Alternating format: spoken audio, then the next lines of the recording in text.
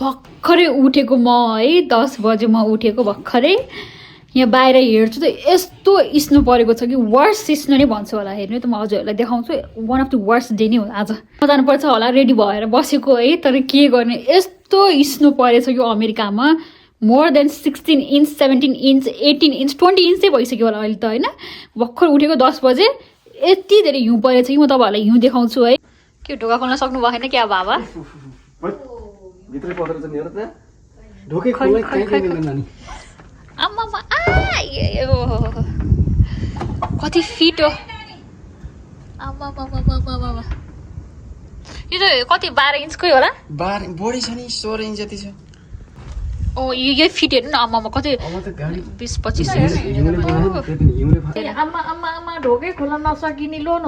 अब के गर्ने हो ढोकै खोल्न सकिँदैन ए पुरै ल हेर्नु त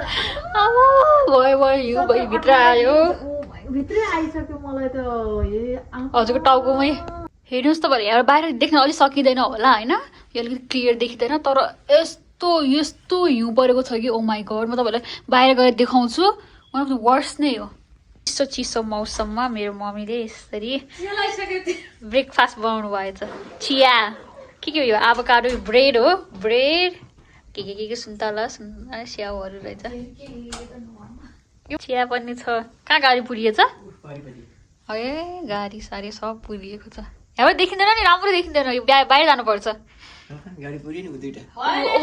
भयो त्यो दुईटा मेरो गाडी पनि पुरिला जस्तो आम्मामामा धेरै गाडी पुरिसकेछ पुरियो यहाँबाट राम्रोसँग देखिया होइन कस्तो बाफ आएको देखिएको कि अब होइन आज त हिउँ परेपछि त अब काममा त गइँदैन काममा नगएपछि घरमा बसिन्छ अलिकति मिठो खानेकुरा पकाउनु पर्यो मिठो खानेकुरा पकाएर मोमो खाइन्छ अथवा सुप खाइन्छ तातो सुप खाने हो अनि त्यसपछि दिनभरि टिभी हेरेर बस्ने हो सुत्ने हो आजको दिन यसै जान्छ किन घरबाट काम हो नि त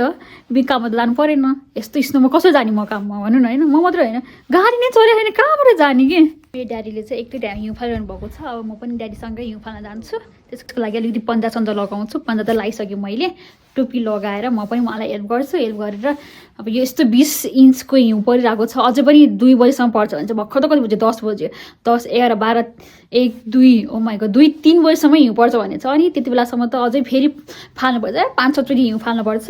अनि 5-6 चोटि हिउँ फालेपछि बल्ल वी क्यान सेटल डाउन त्यही नत्र त सकिँदैन थाकिन्छ आज त्यही भएर मेरो ड्याडीलाई पनि हेल्प गर्न जानु पऱ्यो अनि यो हाम्रो यो ड्राइभ वेमा छ यो साइड वेमा होइन सबै हिउँ फाल्नुपर्छ गाडीमा हिउँ फाल्नुपर्छ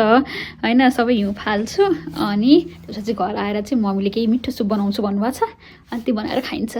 आजको दिन यसरी नै जान्छ ल हेर्नुहोस् न यस्तो बाटै पुरिएको छ कि कहीँ बाटो हिँड्ने ठाउँै छैन सबै एरियाभरि नै हिउँ अब यस्तो बाटोमा कहाँबाट हिँड्ने त भन्नु त हिँड्ने ठाउँ नै छैन यो त अति अत्याचारै भएछ त यस्तो हिउँ परेर आम्मामामा छैन कोही हिँड्ने बाटै छैन अनि यहाँ मैले नि अलिअलि मेरो ड्याडीलाई हेल्प गरेँ हेर्नुहोस् त हामीले यस्तो हिउँ थियो कि फुल कभर पनि थियो नि त यो सबै यो ड्राइभ वे सबै अलिअलि फालेँ मैले बिस्तारै ड्याडीलाई हेल्प गरेँ तर मेरो ड्याडीले एकदमै गर्नुभयो उहाँ त थकित हुनुहुन्छ अहिले तर मैले बिस्तारै आफूले जति सक्ने छ नि त्यति चाहिँ गरेँ अनि यो सबै ड्राइभ वे क्लिन गर्न चाहिँ हामीलाई 3 घन्टा जति लाग्यो होला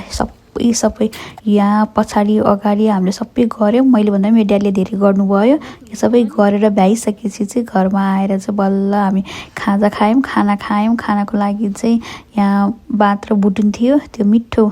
भयो त्यो खायौँ त्यति नै हो आजको लागि यदि हजुरलाई यो भिडियो मन पर्यो भने लाइक सेयर र सब्सक्राइब गरिदिनु होला थ्याङ्क यू बाई